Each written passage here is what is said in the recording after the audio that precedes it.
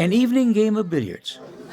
A simple game and gathering in a rural Ugandan village. Not possible before the light from a single bulb. The village of Kitembe is 180 miles southwest of Kampala, Uganda's capital, and several miles from the Rwandan border, home to a few hundred men, women, and children, most in families eking out a subsistence living. There's no way somebody who has, kids doesn't really have a job that pays him more than 2,000 or 4,000 Uganda shillings a day, which would be $1 to $2 a day. There's no way somebody's going to afford that power. That power from the national grid and the lines that run over their heads. Brian M. Osendi.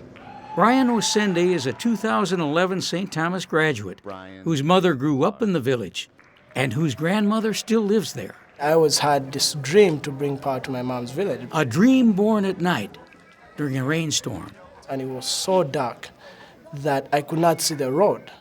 Now, what I would do is I would actually pause on the road and wait for lightning. When the lightning would strike, I would see the road. He also saw a way to help. It didn't have to be, running washing machines or cooking or anything, just a simple thing as giving light so that people can do things at night. Using the sun's power was Osendi's simple plan to bring light to Kitembe.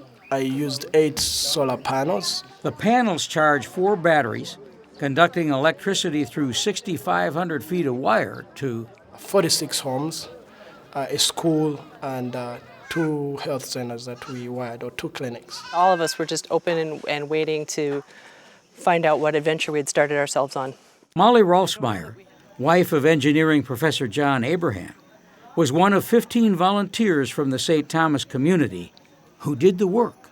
You can see where it comes in, splices here and runs in through this ventilation. And then there's a switch that's in each room that there's a bulb in. There's a switch for each bulb. Years of dreaming, months of planning, a week of installation, and at 7 p.m., January 12, 2011, they flipped the switch. To me, it was like the biggest thing at that moment. And then everybody was happy, everybody was clapping, the volunteers, the village, everybody. There was a great sense of community. All the people came out and they stayed up really late enjoying all these new lights. It was a big party. To those who raise families and run shops, it's more than a party.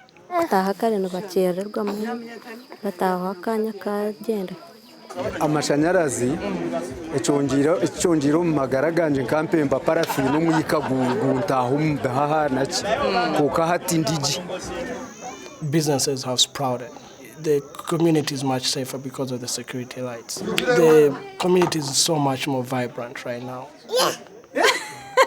We all got to really enjoy getting to know the people, being allowed into their homes, seeing how they lived, and seeing the change that 40 watts of light can bring. As we're walking away, you get on top of a hill and you can see the trading center. And there's like all this darkness around and just this stream of lights. Somewhere, a kid can now go study at night.